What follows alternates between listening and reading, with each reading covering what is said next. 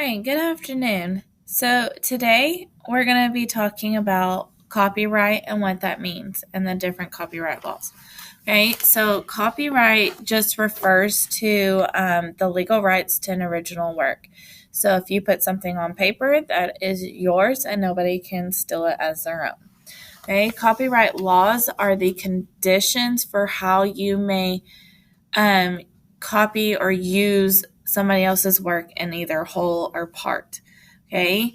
Um, the technology for the internet has made it a lot easier to just copy and paste someone's work. You need to view everything on the internet as if it is copyrighted. Okay. That is somebody else's work, so you cannot take it as your own. Um, there are guidelines for how to use somebody else's work for your paper in like class or for something else, and that is called fair use. Okay, so there you may use fair use, fair use is a term that teachers and students may use other author's work in small portions to as as long as you cite it properly and you note it in your work. Okay. When you use somebody else's work, though, it cannot be for personal gain, such as earning money from it or for as an entertainment. It needs to be for like your classwork. Fair use general rules of thumb are: make sure you only use a small portion.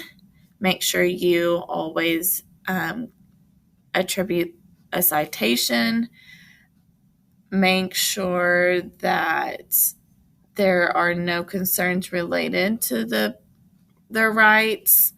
It should still be in your original voice, not theirs. Sometimes you do have to request permission from an author, though, for either how to use it or if you can use it. So, permission's not needed, though, if the material is in a public domain. Certain requests are granted without having to pay a fee, but there are situations where you pay for somebody's work to be able to use. Like, for example, as a teacher, I may pay for somebody else's work to be able to use it for you in a lesson, but I cannot share it with all the teachers to use it. They will have a rule when I buy it letting me know how to use it. So you do have to make sure you're paying attention to if there's any stipulations in the work. But for what you're going to use today, it will be a public domain. So when you are using someone else's work, you need to really avoid plagiarism. Okay? Plagiarism is taking someone else's work and presenting it as your own. There is something called copyright infringement. This is different. That is if you use somebody's work and you're not stating it's yours, but you don't give them their citation. You're not contributing it to their work. Okay, so plagiarism would be where you copy and paste someone else's work and turn it in as if it was your paper. Also, you cannot just replace a couple of words and call it your own. That's still plagiarism. It's still mostly the author's voice. Okay, so when you are using someone else's work in small portions, it would just be like a quote from their article or their book, and you would cite them. So make sure your paper is original. It is your work. Okay. This is something that some students may do on accident, and that is why we are discussing it today. So make sure that you cite your source, and it is only small portions. Let's go to the next slide. Okay, so citing sources is what I've been saying over and over again. So we are going to talk about how you're going to cite your sources. Your teacher and most of the teachers here at our district has asked for you to use the MLA style. So this is a Modern Language Association. It is mostly used for high school students in like English or reading or history class. There is a certain way to cite your sources with this format. I have just made a short little bullet here for you. I'm going to explain it, but you'll definitely need to look up on it too. So there is a web page that is helpful. It's kind of like a cheat sheet on how to cite your sources. It is the alpurdue.edu. For MLA, you're going to start with your author first. Of course, capitalize it. It's going to be last name, comma, first, and their middle initial if it's included. It will end in a period. Okay, you'll space, and then you'll add the title of your source. Okay, depending on what your source is. If it is a book, you're going to italicize it. But if it's a periodical, which is a article, journal, magazine,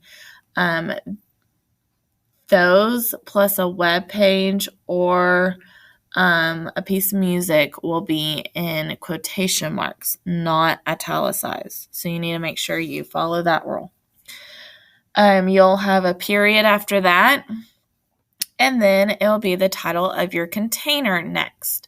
Okay, so a container. What is a container? Well, that refers to the large whole in which the source is located. For example, if you have a poem that you are citing and it is listed in a collection of poems, well, the collection of the poems is your container. An easy way to think about this, I don't know if you'll use it this way, but if you are watching TV and it's like episode 6 of a show, well, episode 6, the title of the episode would be your title, but then the container would be what the show was that you were watching. Okay, the containers are going to be in italicized and going to have a period that follows. Next, you are going to look to see if there's any other contributors. In addition to the author, there may be other contributors such as editors, illustrators, possibly a translator. You need to include those in your sources as well.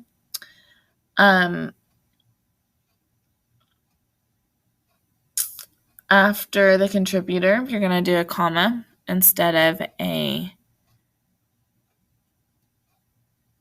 Did I say the container was a period? I meant a comma. Hopefully I said a comma. So a comma after container, a comma after contributor, and then we have version. So this would be the edition of the work. So let's say it's 3rd edition. You would have the that next.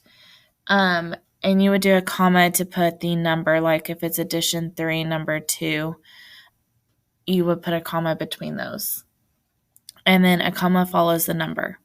Then you would need your publisher, okay? This is whoever distributed the source to the public.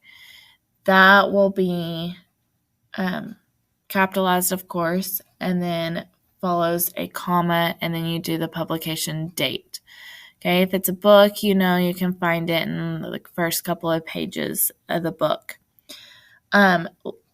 After the publication date, you need a period, and then if it is on a certain page, like in a book, you would include the location. So page 74, maybe page 94 to 100, you need to include all the pages you're citing. And then at the very end is the date. Okay, you'll definitely need to practice with this. Maybe have a cheat sheet till you get to learn this. Okay, so let's review. Copyright refers to the legal rights to a work. There are copyright laws to help to keep the authors of the work from losing their compensation or contribution to the work. Okay, so remember with fair use, you are able to use small portions of the work for your assignments as long as you cite them correctly and give them the contribution that they deserve.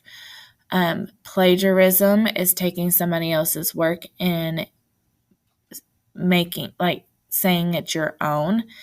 Infringement is just using someone else's work without giving them their citation.